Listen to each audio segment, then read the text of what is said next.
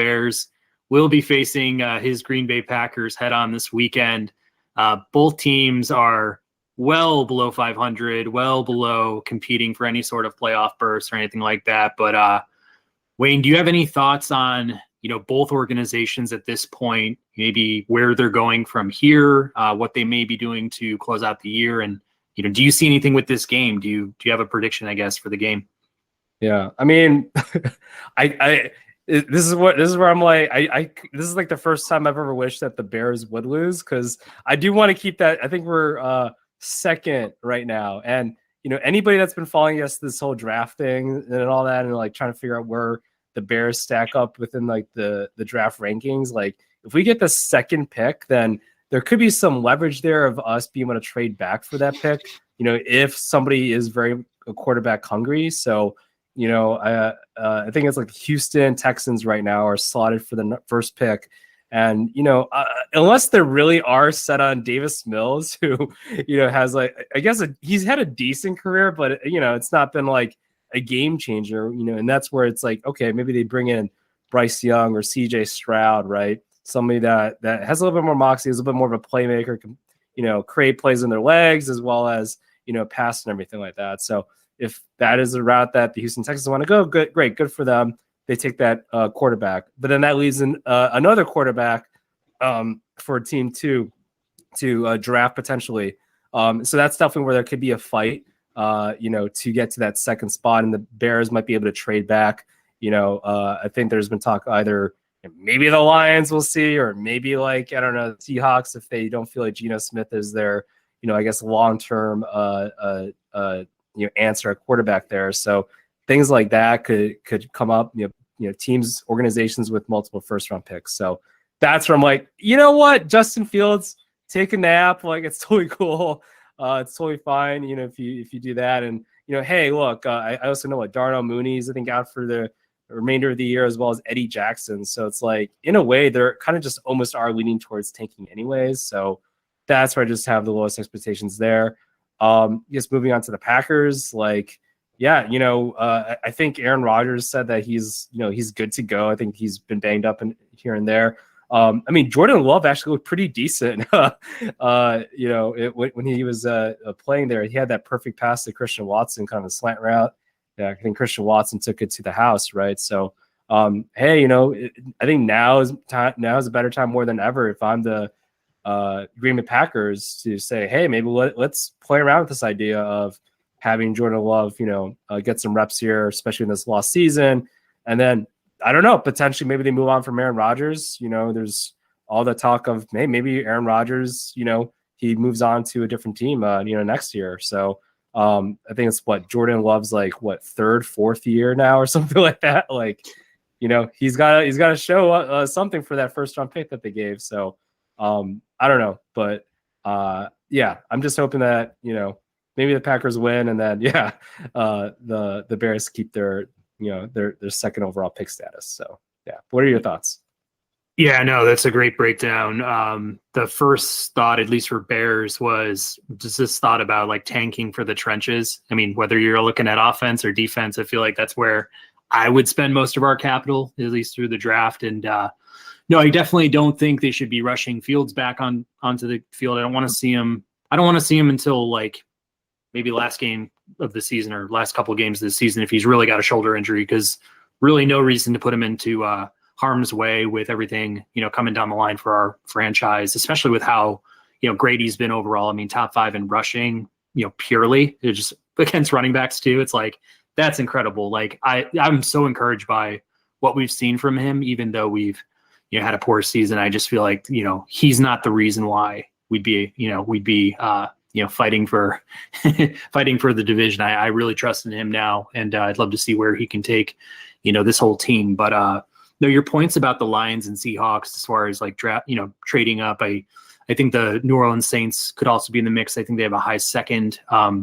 Be interesting. I know Gino has been kind of touted as their guy right now. I mean, maybe that'll change if they start to skid a little bit more. With the Lions, it's just tough because we're looking them straight in the eye and saying like, hey, you're in our division, you're our rival. And I think both sides are gonna, be probably a little bit squirmish to kind of make those deals with each other. But we'll have to see. I mean, I think what you're getting at though makes a lot of sense, because if we're holding number 2 overall, there's going to be a ton of demand. And any team that's in those top 10 spots, in the draft order, I would imagine, are probably looking for quarterback help. There are probably very few that aren't. So whether we get 2 in this year's next round, or maybe it's like a first, in 2023, a first in 2024, or something like, just a huge package in the next couple of years, I'd be cool with that. Because I'd love to see us get an edge rusher or one of the top, the top tackle from Northwestern, whatever it is. Like, I just think, depth and, shoring up some of our weaknesses is important. For the Packers, so happy they suck. I mean, I'm just so happy they suck. I was so glad, Brett Favre, sorry, not Brett Favre, chump. Aaron Rodgers, another chump. But like him just being like, yeah, you can discard Devontae Adams. I don't need MVS. I'm amazing. Pay me all this money, $50 million. I'm going to do ayahuasca out in South America and, just be a jerk all of last year. And like, this will be, my reward to you will be, nothing but playoff bursts. And like, I think reality is just really starting to set in. His age is starting to show.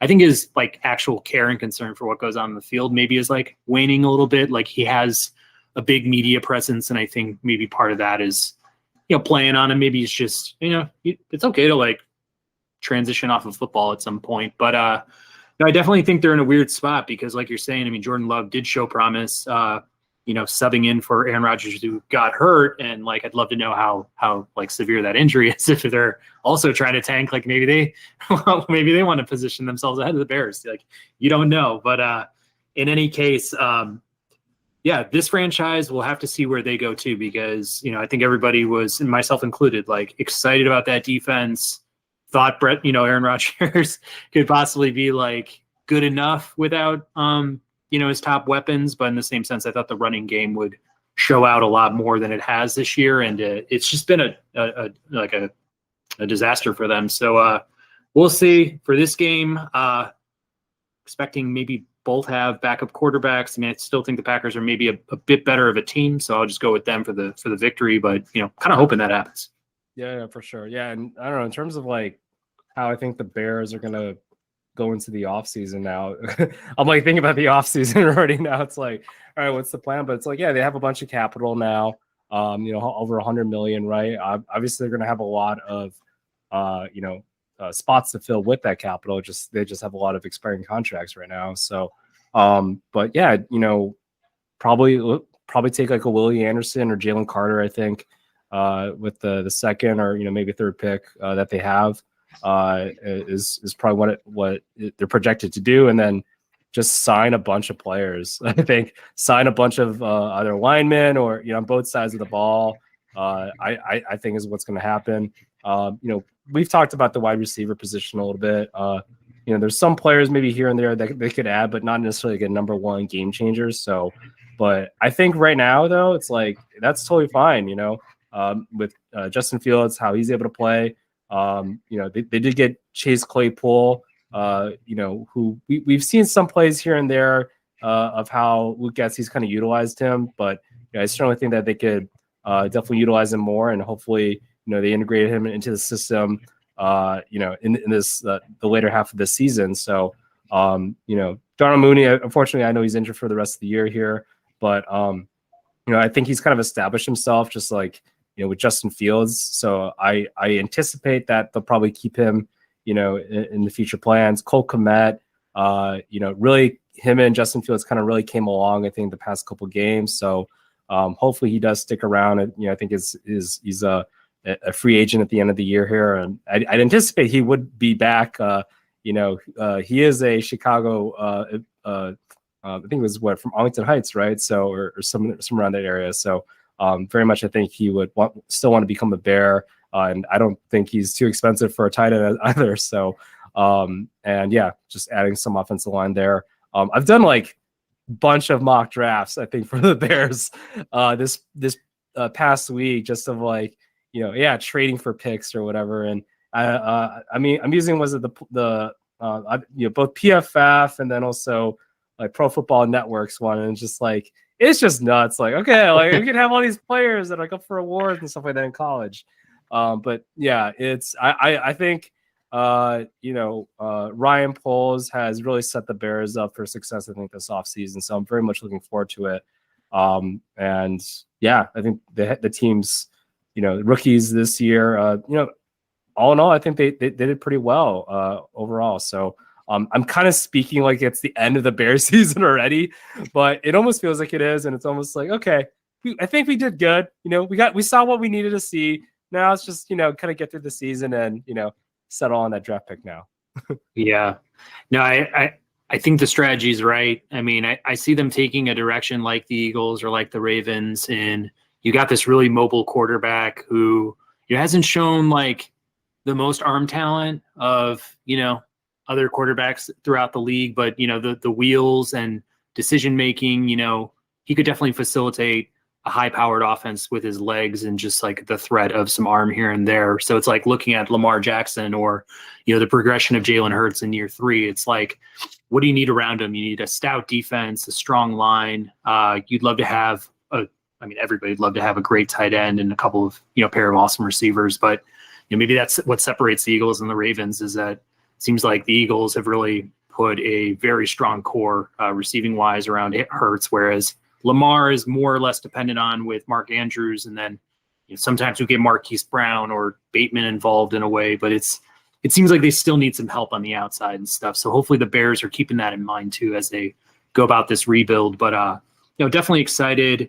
It seemed like we really loaded up on a very young secondary that's very controllable, very cheap, and maybe that was by design. Maybe Poles knows that, like, I'm going to spend the majority of my defensive bucks, if it's not through the draft, grabbing some linemen, linebackers, maybe he knows, like, salary wise, how he wants to game that, so very interested to see how this plays out. I feel like, I don't know why, I just have like this faith in Poles versus any other executive that's ever come through Chicago, where I'm like, I kind of trust what this guy's doing, and like, it'll either like work out or maybe it won't, but like, I think the design of it is like pretty smart. Yeah. He's not flashy, which I love. It's interesting because like I think we all remember like Ryan Pace, like, oh, like he traded like a bunch of first round, and it's interesting. Bears Twitter would be like, oh, this is amazing. Oh, and Pace we trust and all that. Like I remember hearing all these conversations. Now it's like, oh, he's the worst manager ever. Like, oh, like so bad. It's like, yeah, like didn't anybody see like he was doing things that he was acting very desperate, Mm-hmm. And sometimes it's warranted that, yeah, if you do get an ace wide receiver that's in their prime and stuff like that, but like he traded a bunch of picks to move up to get Trubisky, and then trade a bunch of picks to get Mac and things like that. So it's like, okay, and we never saw the fullest potential, I guess, with Mac. At least I think we only had that one season, right, with the Bears where we saw, oh, maybe this is working okay, right? But eventually, after the first season with Matt Nagy and everything, things kind of just showcase like, yeah, this isn't the future. So I do like the way that Poles is kind of, he just really dismantled the team, really kind of going the Danny Ainge route, right? Where, all right, trade your top players in their prime, right?